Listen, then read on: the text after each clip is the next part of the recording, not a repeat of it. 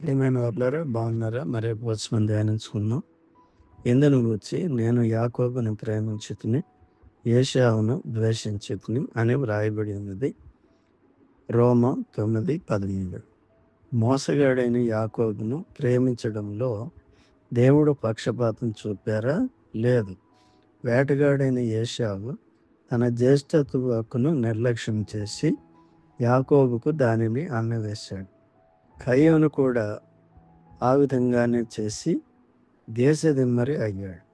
నేటికి అనేక మంది యోధులు మరియు అన్యజనులు ఇరువురు దేవుని ప్రేమను అంగీకరించట లేదు. దేవుడు లోకమును ఎంతో ప్రేమించను కాగా ఆయన తన అద్వితీయ కుమారునిగా పుట్టిన వాని యందు విశ్వాసముంచు ప్రతివాడును నశింపక నిత్య జీవం పొందినట్లు ఆయనను అనుగ్రహించను. యోహాను 3:16.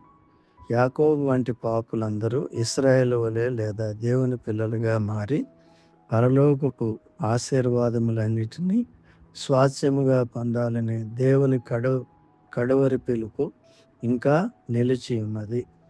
దేవుడు మీ అందరిని దీవించి పరలోకపు ఆశీర్వాదములంటి కొరకు సిద్ధపరచును గాక. ఆమేన్.